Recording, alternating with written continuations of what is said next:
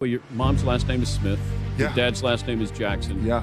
And your last name is Lewis. Yeah. How did that happen? Well, my mom, of course, had me at 15 years old. She didn't have the finances to pay for us to even get out of the hospital, you know? And so there was a friend of hers that was in the military, of course, who had benefits, and his name is Raylewis.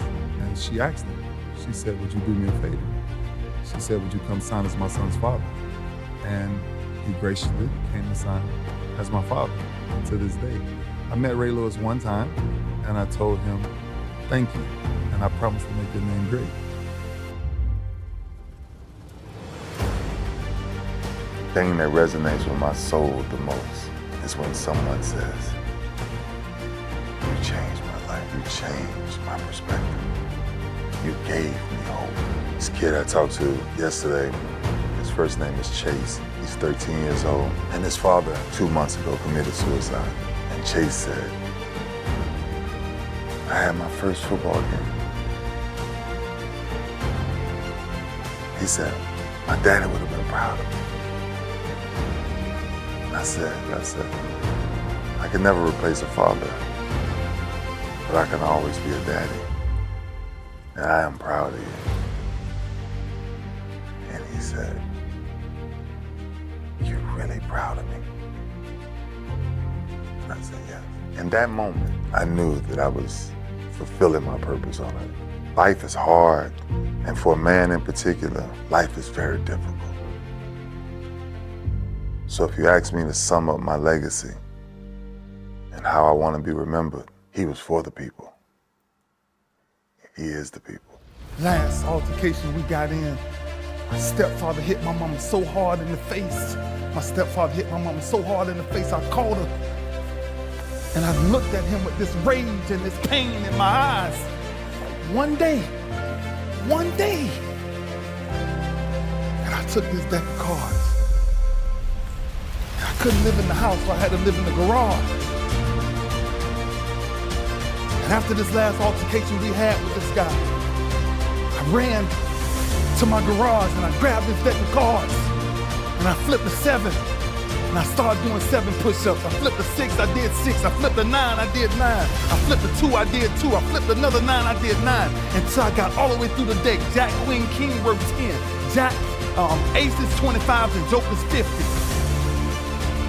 Until I got sick and tired of what pain felt like in my gut.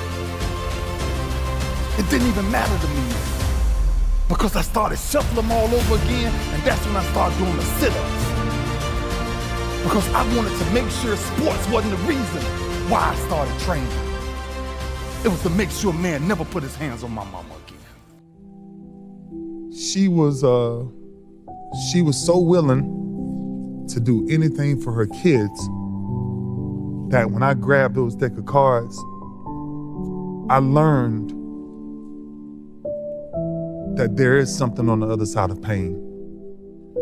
But you got to go beyond the threshold of what it feels like.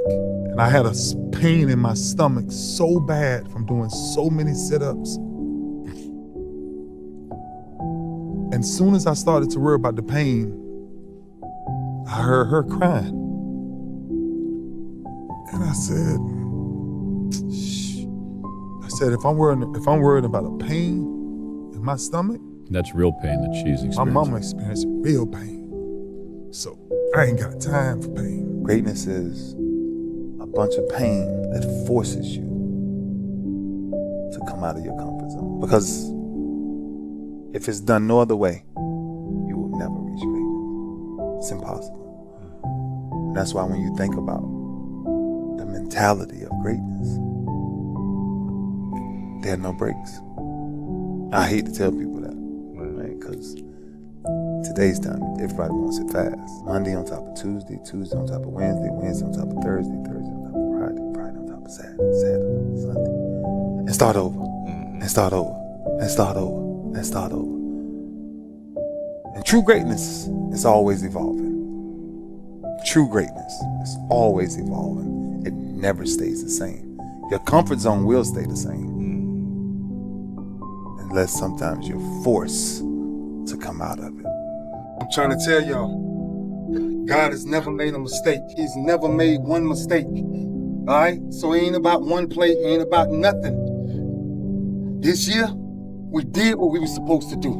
We fought as a team. We fought as a team. There will be one Super Bowl champ crown at the end of this year. That's it. So the way we feel, somebody gonna feel like that tomorrow, and somebody gonna feel like that in a week. That's a fact. And the fact is, we got to come back and go to work to make sure we finish it next time. That's all we got to do. Remember that, man. God has never made a mistake. But we done came too far to drop our head. Joe, you played your ass off. You hear me, man? I'm telling you, man, don't ever drop your head when it comes to a loss, dog. Because there's too much pain outside of this that people really going through. This right here makes us stronger. Let's understand who we are as a team. Let's understand who we are as men. And let's make somebody smile when we walk out of here. Hell yeah, we lost the game, but so what? So what? I kept something inside of me so bad last night. A 17-year-old child. You know about the child, coach. He passed 10 a.m. yesterday morning. A bone cancer. His mama called me bowling. So sometimes you gotta ask yourself, how great is your pain? If he give you enough of our opportunity to come back and do it again. We got the opportunity to keep going, man. Let's be strong as a team, man. Let's be who we are. Ravens on 3. 1, 2, 3. From New Orleans, Louisiana, as we get set for the beginning of the end, the conclusion of the 2012 season here in the Super Bowl. And we have come to this. 4th and goal from the 5 with 1:50 left in the Super Bowl. Frank Gore behind it. Lewis comes on a blitz. Kaepernick lob to the end zone. Incomplete. Flags on the play. Incomplete.